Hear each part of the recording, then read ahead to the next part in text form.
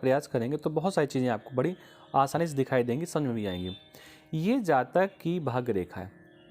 कई बार लोग दूर से देख करके ऐसी भाग्य रेखा को बड़ी श्रेष्ठ भाग्य रेखा मान सकते हैं कि बहुत श्रेष्ठ भाग्य रेखा है, लेकिन जब इसको आप और नज़दीक से देखेंगे मालूम पड़ेगा तो ये इतनी श्रेष्ठ नहीं। उसका कारण क्या है कि जो ये भाग्य रेखा जा रही है ये बहुत साफ सुथरी नहीं है। साफ सुथरी रेखा कैसी होती है? तो आप इस स्थान को देखिए, यहाँ से लेकर के यहाँ तक, यहाँ से लेकर के यहाँ तक जो ये लाइफ लाइन की रेखा जा रही है ये पतली भी है, गहरी भी है, गुलाबी भी है। अगर आपके हाथ पे भाग्य रेखा यहाँ पर जो निकल कर गई ये पतली भी हो, गहरी भी हो, गुलाबी भी हो तो इस भाग्य रेखा को ठीक मानेंगे। लेकिन ये भाग्य रेखा गुलाबी तो है, यहाँ से जो निकल कर गई है गुलाबी तो है, लेकिन पतली नहीं है और सीधी भी नहीं। भाग्य रेखा बिल्कुल सीधी होनी चाहिए। अगर ये कहीं पर थोड़ा बहुत ऐसे घूम रही है तो इसको बहुत श्रेष्ठ मानिए। उस जीवन पर जातक को धन से संबंधित समस्याओं का सामना करना पड़ेगा, लेकिन केवल एक निशान को देख करके ही आप सब कुछ पूरा निर्णय नहीं लेना चाहिए। आपको व्यक्ति के जीवन को देखने के लिए उसकी सूर्य के पर्वत को देखना चाहिए, बुध के पर्वत को देखना चाहिए और गुरु के पर्वत को बिना देखे आप कोई बात ना कहें। आप जब गुरु के पर्वत को देखेंगे तो मालूम पड़ता है कि यहाँ से एक रेखा निकल करते के जाती हुई ऐसे गई और इस स्थान से, मंगल के स्थान से निकलती हुई रेखा एक जाकर के गुरु पर्वत तक पहुँच गई। देखिए, गुरु पर्वत पर एक रेखा हो इसको बहुत अच्छा मानते हैं, लेकिन गुरु पर्वत पर कई रेखाएं हों, आप गौर करिए।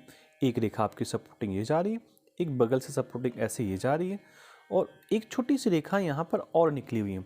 तो ये बताती हैं कि जातक की जो ये भाग्य रेखा के बारे में मैंने थोड़ी सी चर्चा की कि बहुत अच्छी नहीं है, जैसी भी है ठीक है।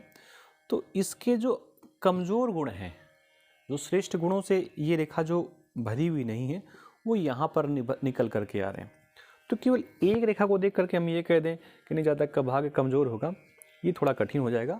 हमको उसके लिए गुरु पर्वत को भी देखना पड़ेगा। लेकिन अब सपोर्टिंग में हम सूर्य पर्वत को देखें, जब सूर्य पर्वत को देखेंगे तो मालूम पड़ता है कि सूर्य पर्वत पर चतुर्भुज बना हुआ है। देखो, एक लाइनिंग ऐसी गई, दूसरी सपोर्टिंग लाइन ऐसी आ रही, तो सूर्य पर्वत के नीचे चतुर्भुज का बनना, सूर्य पर्वत के नीचे त्रिकोण का बनना, सूर्य पर्वत के नीचे आयत का बनना, ये जातक के श्रेष्ठ हाथ के लक्षणों का परिणाम होता है। बुध की उंगली के नीचे जब आएंगे तो गौर करते हैं कि बुध की उंगली पर कई खड़ी रेखाएं हैं। ऐसी जब एक से दो से अधिक खड़ी रेखाएं किसी भी जातक के हाथ के बुध पर्वत के नीचे पर होती हैं तो ऐसा जातक एक अच्छा चिकित्सक होता है। अब चिकित्सक क्या करता है? चिकित्सक सलाह देता है और सलाह के अनुसार दवा देता है और वो जातक स्वीकार करता है।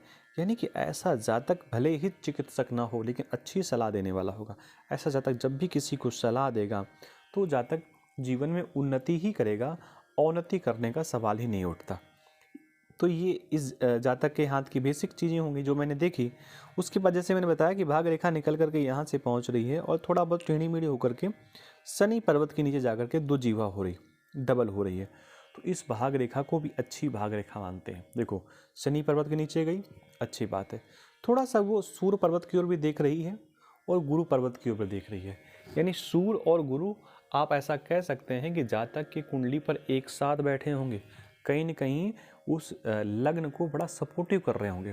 तो भाग रेखा उतनी, जैसे हमने पहले ही कहा कि उतनी बेस्ट नहीं है, लेकिन ये जो बाद के निशान हैं, ऐसा कहते हैं कि अंत भला तो सब भला, ये भारतवर्ष की कहावत होती है। तो जो समापन के निशान हैं, जब ये ऐसे श्रेष्ठ निशान हाथ पे होते हैं तो निश्चित जातक का भाग्य श्रेष्ठ होता है।